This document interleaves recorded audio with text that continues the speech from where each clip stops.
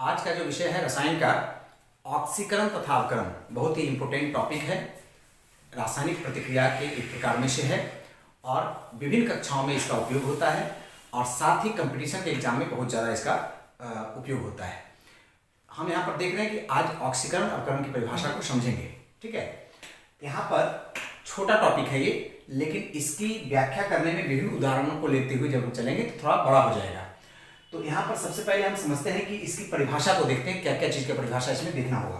तो सबसे पहले इसमें देखिए ऑक्सीकरण का परिभाषा देखना होगा, फिर अवकरण का परिभाषा देखना होगा और फिर हमको ऑक्सीकृत पदार्थ का परिभाषा देखना है, फिर अवकृत पदार्थ का परिभाषा, फिर ऑक्सीकारक पदार्थ का परिभाषा, फिर अवकारक पदार्थ का, और फिर एक टॉपिक चलेगा इसमें रेडॉक्स रिएक्शन क्या होता है। तो इसके दायरा में, इस चैप्टर के दायरा में यही बात है, इतना ही समझना है। तो यहां से हम जब शुरू करते हैं ऑक्सीकरण की परिभाषा से, तो हम इस परिभाषा को लिख चुके हैं, यहां लिख के रखे हैं, आप देखिएगा इसको। और इसमें क्या क्या टॉपिक आता है, माने कौन सा ऐसा रासायनिक प्रतिक्रिया है जिसको कि हम ऑक्सीकरण कहेंगे। ठीक है, उसकी पहचान हम कैसे करेंगे। तो इसके लिए परिभाषा ये दिया हुआ है कि जिस रासायनिक अभिक्रिया में ऑक्सीजन का संयोग होता है, अगर उसमें ऑक्सीजन जुड़ता है, अगर कोई ऐसा रासायनिक प्रतिक्रिया है जिसमें ऑक्सीजन जुड़ता है, संयोग होना मतलब जुड़ना, तो उस रासायनिक क्रिया को हम क्या कहेंगे, ऑक्सीकरण कहेंगे। पहला बात हो गया। इसको फिर हम उदाहरण से भी समझेंगे, लेकिन हम पहले एक बार परिभाषा को क्लियर कर लेते हैं कि और क्या क्या होने से वो रासायनिक प्रतिक्रिया जो होगा वो ऑक्सीकरण कहलाएगा। ठीक है, तो सबसे पहला हो गया कि ऑक्सीजन का संयोग होता है। दूसरा जो इसमें है कि अगर ऐसा कभी हमको देखने को मिल जाए कि वहां पर हाइड्रोजन का वियोग हो रहा है, तो उस रासायनिक क्रिया को भी हम ऑक्सीकरण कहेंगे। मतलब हम अगर हाइड्रोजन का संयोग नहीं मिलता है और अगर वहां माने ऑक्सीजन का संयोग नहीं दिखता है और अगर कोई रासायनिक प्रतिक्रिया ऐसा होता है जिसमें हाइड्रोजन का वियोग हो रहा है, तो भी हम समझेंगे कि वो ऑक्सीकरण की क्रिया है। ठीक है, इसके अलावे, इन दोनों के अलावे अगर हमको ऐसा महसूस हो कि कोई विद्युत ऋणात्मक परमाणु, ऑक्सीजन के जैसा कोई विद्युत ऋणात्मक परमाणु, विद्युत ऋणात्मक परमाणु मतलब एक तरह से समझ लें कि जिसमें माइनस संयोजकता वाला होता है, जैसे क्लोरीन है, ब्रोमीन है, आयोडीन है, फ्लोरीन है, इस तरह का जो माइनस संयोजकता वाला जो तत्व होता है या परमाणु होता है, उसका अगर संयोग हो या उसकी संख्या में अगर वृद्धि हो जाए, तो उसको भी हम लोग क्या कहेंगे, ऑक्सीकरण की क्रिया कहेंगे। ठीक है, इसका उल्टा अगर इसका धनात्मक तत्व या परमाणु का वियोग होता है, जब इसका संयोग हो रहा है तो इसमें क्या होगा, वियोग होता है, तो भी हम उसको क्या कहते हैं, ऑक्सीकरण की क्रिया कहते हैं। इसका मतलब ऑक्सीकरण की क्रिया पहचानने में हमको ऑक्सीजन का अगर संयोग कहीं मिलता है तो वो देखेंगे, नहीं तो हाइड्रोजन का वियोग होता है तो वो देखेंगे, या फिर कोई भी विद्युत ऋणात्मक जो परमाणु है उसका अगर संयोग होता है तो देखेंगे, या फिर धनात्मक परमाणु का वियोग होता है वो देखेंगे, या अधातु परमाणु, अधातु से तात्पर्य और धातु से तात्पर्य पहले से हम लोग जानते हैं, धातु में जैसे है हम सामान्य नाम जो जानते हैं, सोडियम, पोटेशियम, कैल्शियम, ये सब आयरन, ये सब धातु होता है। तो धातु परमाणु का अगर वियोग होता है देखिए, और अगर अधातु परमाणु, ऑक्सीजन, हाइड्रोजन, नाइट्रोजन, ये सब, इसमें से अधातु परमाणु में हालांकि हाइड्रोजन को एक ठो बात करके चलना पड़ेगा, लेकिन बाकी जो इसमें है अधातु परमाणु का संयोग अगर होता है, तो उस परिस्थिति में हम क्या कहते हैं, ऑक्सीकरण की क्रिया कहते हैं। ठीक है, यहाँ पर एक बात, ये जो परिभाषा से थोड़ा सा बात करके चलना पड़ेगा, क्योंकि अधातु परमाणु में हाइड्रोजन भी आता है, लेकिन यहाँ पर हाइड्रोजन का क्या होना चाहिए, वियोग होना चाहिए। ठीक है, इस प्रकार से धातु परमाणु का वियोग अगर होता है तो उसको हम लोग क्या कहते हैं, या अनुपात में कमी होती है तो भी उसको हम ऑक्सीकरण की क्रिया कहते हैं। तो इतना जो है एक साधारण परिभाषा है जो हम लोग पहले से ही पढ़ते आ रहे हैं। ठीक है, यहाँ तक।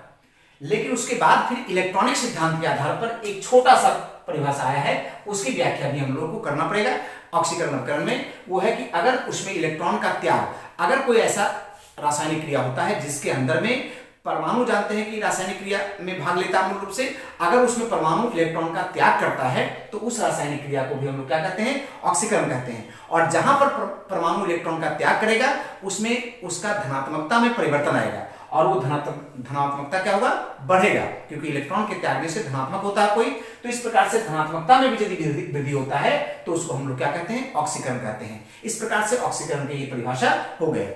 हम यहीं पर क्लियर करते हैं कि अवकरण की परिभाषा, यदि हमको ऑक्सीकरण की परिभाषा याद हो गया है तो और अवकरण की परिभाषा को याद करने के लिए कोई मेहनत करने की आवश्यकता नहीं है, क्योंकि यहाँ पर देखिए, अगर हम ऑक्सीकरण का बात करेंगे तो यहाँ पर ये जो ऑक्सीकरण है इसके जगह पर अवकरण कर दीजिए, तो परिभाषा अगला क्या बनेगा, देखिए ध्यान समझिएगा। अवकरण वह रासायनिक अभिक्रिया है जिसमें जहां पर ये संयोग हम काला वाला से कर दे रहे हैं उसको कर दीजिए वियोग, जहां पर वियोग है उसको कर दीजिए संयोग, जहां पर संयोग है जहां जहां भी है देखिए है ना, तो संयोग को यहां पर वियोग। ये किसके लिए कर रहे हैं हम, अवकरण की क्रिया के लिए कर रहे हैं। मतलब अवकरण की क्रिया में परिभाषा जब देंगे तो अवकरण वह रासायनिक अभिक्रिया है जिसमें ऑक्सीजन का क्या होता है, वियोग होता है, जिसमें हाइड्रोजन का क्या होता है, संयोग होता है, जिसमें विद्युत ऋणात्मक तत्व या परमाणु का क्या होता है, वियोग होता है, या वृद्धि के जगह पर क्या कर देंगे, कमी कर देंगे। ठीक है, ऐसे यहां पर वियोग के जगह पर क्या करेंगे, संयोग कर देंगे, यहां पर कमी के जगह पर क्या करेंगे, वृद्धि कर देंगे। ठीक है, यहां पर संयोग है वहां पर क्या करेंगे, वियोग कर देंगे। समझ में आ गया होगा, क्लियर है। और यहां पर क्या हो जाएगा, कमी हो जाएगा। ठीक है, ऐसे ही ये संयोग हो जाएगा उल्टा, और ये पर क्या होगा, वृद्धि हो जाएगा। यहां पर त्याग के जगह पर उल्टा हो जाएगा, ग्रहण विपरीत शब्द का प्रयोग करेंगे, और यहां पर वृद्धि के जगह पर कमी हो जाएगा। तो अब देखिए हम इसी परिभाषा में एकदम सेम पैटर्न पर परिभाषा हो गया कि अवकरण वह रासायनिक क्रिया है जिसमें ऑक्सीजन का वियोग होता है, हाइड्रोजन का संयोग होता है, विद्युत ऋणात्मक तत्व या परमाणु का वियोग या अनुपात में कमी होता है, विद्युत धनात्मक तत्व या परमाणु के का संयोग होता है या अनुपात में वृद्धि होता है। ठीक है, अधातु परमाणु का संयोग जहां पर है वहां पर क्या करेंगे, वियोग कर देंगे, वियोग या अनुपात में कमी होता है। धातु परमाणु का वियोग जो लिखा हुआ उसको क्या करेंगे, संयोग कर देंगे, या अनुपात में वृद्धि होता है। क्लियर हो गया। और इस प्रकार से जहां पर त्याग लिखा हुआ वहां ग्रहण और जहां वृद्धि लिखा हुआ वहां कमी करके जो ऑक्सीकरण की परिभाषा है उसको बदल के अवकरण की परिभाषा में कर देंगे। तो हमको ये दोनों परिभाषाएं क्लियर हो गया है। ठीक है, तो ऑक्सीकरण अवकरण ये दो परिभाषाएं जब क्लियर हुआ, हम इन परिभाषाओं को बाद में थोड़ा सा बाद में देखते हैं। यहां पर एक उदाहरण के द्वारा हम समझते हैं कि कहां पर ऑक्सीकरण की क्रिया हो रही है और कहां पर अवकरण की क्रिया हो रही है। जैसे देखिए ये एक उदाहरण है, यहाँ ये एक रासायनिक समीकरण है, रासायनिक प्रतिक्रिया को हम समीकरण के रूप में बदल के रखते हैं। तो ये एक प्रतिक्रिया है जिसको कि समीकरण के रूप में लिखे हुए हैं। इसमें हम एक बार चेक करते हैं कि कहां पर ये ऑक्सीकरण की क्रिया हो रहा है और कहां पर अवकरण की क्रिया हो रहा है। जैसे देखिए यहाँ तो एक एक करके देखना होगा। तीर के निशान के बाएं तरफ जैसे यहाँ हाइड्रोजन देखिए है, तो इसके साथ जब हम बराबर के दूसरा तरफ गए तो बराबर के दूसरा तरफ गए मतलब कि प्रतिक्रिया के बाद की स्थिति ये है और प्रतिक्रिया के पहले की स्थिति ये है। तो पहले की स्थिति का हम जब देखें तो यहाँ पर सिर्फ हाइड्रोजन है, बाद में जब हम यहाँ देख रहे हैं तो इसके साथ में कौन आके जुड़ा हुआ है, देखिए ऑक्सीजन आके जुड़ गया है। बोलिए यहाँ पर क्या हुआ, ऑक्सीजन यहाँ पर आके सट गया है, अर्थात यहाँ पर ऑक्सीजन का संयोग हुआ है। और ऑक्सीजन का संयोग की क्रिया को हम लोग क्या कहते हैं, ऑक्सीकरण कहते हैं। इसका मतलब यहां पर हमको क्या दिख रहा है, ऑक्सीकरण की क्रिया दिख रहा है। कोई दिक्कत है बोलिए। तो इस प्रकार से यहां पर ये जो क्रिया हुआ ऑक्सीकरण की क्रिया हुआ। हम अगर देखें इसी में एक बार और, तो यहां देखिए बाएं तरफ क्या है, ऑक्सीजन है, और फिर इसी को यहां पर जब दोबारा देख रहे हैं तो यहां पर इस ऑक्सीजन के साथ में देखिए कौन जुड़ा हुआ है, हाइड्रोजन जुड़ा हुआ है। इसका मतलब इसी क्रिया में एक और घटना भी हो रहा है। एक तो हो रहा है कि हाइड्रोजन के साथ ऑक्सीजन जुड़ा और दूसरा हो रहा है कि ऑक्सीजन के साथ कौन जुड़ा, हाइड्रोजन जुड़ा। तो हाइड्रोजन का यदि संयोग होता है तो हाइड्रोजन का संयोग की क्रिया को क्या कहते हैं, अवकरण कहते हैं। इसका मतलब यहां पर अवकरण भी हुआ। ठीक है, कोई दिक्कत है। तो इस प्रकार से हम बाकी समीकरणों को भी समझेंगे बाद में। अभी फिलहाल एक समीकरण से हमने देखा कि एक ही क्रिया में दोनों ही घटनाएं हुआ। क्या हुआ, यहां पर ऑक्सीकरण भी हुआ और यहीं पर क्या हुआ, अवकरण भी हुआ। ठीक है, तो इसलिए इसको हम लोग रिडॉक्स रिएक्शन भी कहते हैं। रिडॉक्स का मतलब हुआ रिडक्शन और ऑक्सीडेशन साथ साथ होना। ज्यादातर जितने भी रासायनिक क्रियाएं होती है उन क्रियाओं में क्या होता है, ऑक्सीकरण तथा अवकरण दोनों साथ साथ होते हैं, और इसलिए इसका एक नया नाम जोड़ करके दे देते हैं, उसको बोलते हैं रिडॉक्स रिएक्शन। तो ये जो समीकरण क्या हो गया, रिडॉक्स रिएक्शन हो गया। कोई दिक्कत है इसमें। अब देखिए, अब यहां पर एक बात हम सोचते हैं, ऑक्सीकरण की क्रिया कहां हो रही है, अच्छे से समझिएगा इसको। ऑक्सीकरण की क्रिया किसमें हो रही है, इसमें हो रही है, माने H2 में। H2 में ऑक्सीकरण, तो जिसमें ऑक्सीकरण की क्रिया होती है वो कहलाता है ऑक्सीकृत पदार्थ। क्या कहलाता है, ऑक्सीकृत पदार्थ, जिसमें ऑक्सीकरण की क्रिया होती है वो ऑक्सीकृत पदार्थ, बड़ा सिंपल। और जिसमें अवकरण की क्रिया होती है वो कहलाता है अवकृत पदार्थ। इस प्रकार से क्लियर हो गया कि ऑक्सीकृत पदार्थ कौन सा होगा, कि जिस पदार्थ में ऑक्सीकरण की क्रिया होती है वो कहलाएगा ऑक्सीकृत, और जिस पदार्थ में अवकरण की क्रिया होती है वो कहलाएगा अवकृत। अब एक बात समझिए कि ये जो ऑक्सीकृत हुआ वो किसके कारण हुआ, इसके कारण हुआ, क्योंकि ये अगर नहीं रहता तो ये ऑक्सीकृत नहीं होता। मतलब ऑक्सीकरण के कारण, मतलब ऑक्सीजन के कारण यहां पर ऑक्सीकृत हुआ है, तो इसका मतलब ये ऑक्सीकारक कहलाया। क्या समझे, मतलब इसमें ऑक्सीकरण इसलिए हुआ कि यहां पर ऑक्सीजन था जिसके साथ ये संयोग किया, इसका मतलब ये क्या कहलाएगा, ऑक्सीकारक कहलाएगा। तो जो अवकृत होता है वही क्या कहलाता, ऑक्सीकारक कहलाता है। इसका मतलब कि देखिए ध्यान देखिए, अवकृत पदार्थ ही ऑक्सीकारक होता है। जो अवकृत पदार्थ होता है वही उस रासायनिक प्रतिक्रिया के अंदर में ऑक्सीकारक भी होता है। इसका मतलब उल्टा कि जो ऑक्सीकृत पदार्थ होता है वो क्या होगा, अवकारक हो जाएगा। इसका मतलब ये वाला क्या हो जाएगा, अवकारक हो जाएगा। कोई दिक्कत है, तो ये अवकारक हो गया और ये क्या हो गया, ऑक्सीकारक हो गया। तो इस प्रकार से एक ही समीकरण के अंदर में हमको ये क्लियर हो गया कि ऑक्सीकृत पदार्थ क्या है, अवकृत पदार्थ क्या है, ऑक्सीकारक पदार्थ क्या है, अवकारक पदार्थ क्या है। और ये एक साधारण तरीके से हम लोग समझे ऑक्सीजन का संयोग और हाइड्रोजन के संयोग के आधार पर या वियोग के आधार पर। अब एक दूसरा उदाहरण भी हम लेकर के थोड़ा साथ में समझ लेते हैं। इसमें देखिए यहां पर हाइड्रोजन है और क्लोरीन है, तो एक तरफ अगर एक तरफ से दूसरा तरफ हम जा रहे हैं तो इसमें हमको क्या नजर आ रहा है कि इस हाइड्रोजन के साथ कौन आके जुड़ गया है, क्लोरीन आके जुड़ गया है। तो हाइड्रोजन में क्लोरीन का जुड़ना, क्लोरीन का मतलब होता है माइनस संयोजकता वाला, क्लोरीन का संयोजकता -1 होता है। तो कौन आके जुड़ा, माइनस वाला। माइनस संयोजकता मतलब ऋणात्मक तत्व या परमाणु का संयोग हुआ, ठीक है। और जब ऋणात्मक तत्व या परमाणु का संयोग होगा तो ये जो क्रिया होगा ये भी क्या होगा, ऑक्सीकरण होगा। क्लियर हो गया। और ठीक इसका उलट अब यहां पर अगर बात देखिएगा इससे, तो ये क्लोरीन में आकर के हाइड्रोजन जुड़ गया, तो हाइड्रोजन का संयोग हो गया एक तरह से, तो ये वाला क्रिया क्या हो गया, अवकरण हो गया। ठीक है, ये क्या हो गया, अवकरण। क्लियर हो गया। तो इस प्रकार से वही जैसे उसमें समझे उसी तरह से इसमें समझे। यहां पर ऑक्सीजन संयोग हुआ था, यहां पर क्या हुआ, क्लोरीन का संयोग हुआ।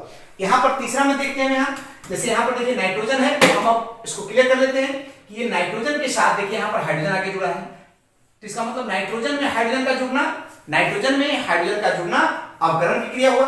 हाइड्रोजन में नाइट्रोजन का जुड़ना, नाइट्रोजन की संयोजकता माइनस होती है इसलिए विद्युत ऋणात्मक हो गया। तो इसमें हाइड्रोजन में अगर नाइट्रोजन जुड़ रहा है तो वो हो गया ऑक्सीकरण की क्रिया, नाइट्रोजन में हाइड्रोजन जुड़ रहा है तो क्या हो गया, अवकरण की क्रिया। इस प्रकार से आप देख सकते हैं, बाकी भी उदाहरण में आप समझ सकते हैं इसको क्लियर करके। तो इस तरह से ऑक्सीकरण अवकरण पदार्थ और माने ऑक्सीकरण अवकरण की क्रिया समझ में आया। लेकिन ये इन आधारों के अलावे जो सबसे महत्वपूर्ण है वो इलेक्ट्रॉनिक सिद्धांत है। ठीक है, एक छोटा सा ही उदाहरण लेकर के हम इलेक्ट्रॉनिक सिद्धांत पर भी समझ लेते हैं और तब ये चैप्टर का टॉपिक कंप्लीट हो जाएगा। इलेक्ट्रॉनिक सिद्धांत का मतलब कि अगर कोई रासायनिक प्रतिक्रिया में ऐसी घटना होती है कि उसके परमाणु इलेक्ट्रॉन का त्याग करते हैं तो वो ऑक्सीकरण कहलाएगा, और अगर उसके परमाणु इलेक्ट्रॉन का ग्रहण कर लेते हैं तो अवकरण कहलाएगा। यहां पर देखिए हम इस उदाहरण में एक बार लेकर के चलते हैं, सबसे नीचे वाला उदाहरण ध्यान दीजिएगा। यहां पर कॉपर जो है ऑक्साइड, कॉपर ऑक्साइड जो बना होता है, सामान्य तौर पर अगर हम इसको थोड़ा अलग अलग करके समझें, कॉपर ऑक्साइड कैसे बनता है। कॉपर ऑक्साइड जो बना तो कॉपर का दो तरह का संयोजकता होता है, +1 और -1। संयोजकता का टॉपिक में हम समझा चुके हैं। तो यहाँ +2 और +1 दो होता है, +2 और +1। तो यहाँ पर +2 लेते हैं क्योंकि ऑक्सीजन के साथ जब संयोग कर रहा होता है तो निकटतम संयोजकता वाला ही होगा, और ऑक्सीजन का कितना होता है, -2। ठीक है, तो ये दोनों संयोजकता आपस में बराबर है। तो इस प्रकार से कॉपर ऑक्साइड जो बना, जिसका एक्चुअल नाम होता है क्यूप्रिक ऑक्साइड, तो ये क्यूप्रिक ऑक्साइड जो बना इसका इस तरह से संयोजकता है। देखिए यहां पर +2 और यहां पर -2। ठीक है, इसको संयोजकता को हम क्लियर कर लेते हैं। ये कॉपर जो होता है +2 कैसे बनता है, अगर बात करें तो कॉपर में से अगर 2 इलेक्ट्रॉन निकलेगा तो कॉपर +2 बनेगा। क्या समझे, अगर 2 इलेक्ट्रॉन निकला है तो कॉपर +2 बनेगा। अब देखिए इधर यहां पर जब कॉपर परमाणु है तो इधर में कॉपर में +2 है और यहां पर कॉपर क्या है, परमाणु है। माने कॉपर +2 कॉपर परमाणु में कैसे बदला, अगर इसको देखिएगा तो इसका उल्टा से सोचना पड़ेगा। देखिए कॉपर में अगर कॉपर से अगर 2 इलेक्ट्रॉन निकलता है तो कॉपर प्लस बनता है, +2 बनता है, ठीक है। और अगर कॉपर +2 से में अगर 2 इलेक्ट्रॉन आ जाए, मतलब +2 इलेक्ट्रॉन अगर आ जाए तो वो कॉपर में बदल जाएगा। इसको और थोड़ा सा हम क्लियर करके देखते हैं। कोई भी कॉपर परमाणु में से +2 अगर आवेश है, इसमें अगर 2 इलेक्ट्रॉन आ जाएगा तब क्या बदल जाएगा, कॉपर में बदल जाएगा। क्या समझे, मतलब कि अगर किसी में से इलेक्ट्रॉन निकलता है तो माइनस बढ़ता है, अगर इलेक्ट्रॉन आता है तो प्लस बदल करके खत्म हो जाता है। जैसे प्लस यहां पर है तो इसमें 2 इलेक्ट्रॉन आ जाएगा तो प्लस खत्म होकर कॉपर बन जाएगा। तो अब देखिए यहां कि कॉपर में +2 है, यहां पर कॉपर क्या है, सिंपल है, इस पर कोई आवेश नहीं है। तो ये कैसे बना, ये तभी संभव होगा जब इसमें से 2 इलेक्ट्रॉन आएगा, इसमें 2 इलेक्ट्रॉन अंदर आएगा, तब इसका +2 खत्म हो जाएगा। तो ये क्या हुआ, इलेक्ट्रॉन का यहां पर ग्रहण हो गया।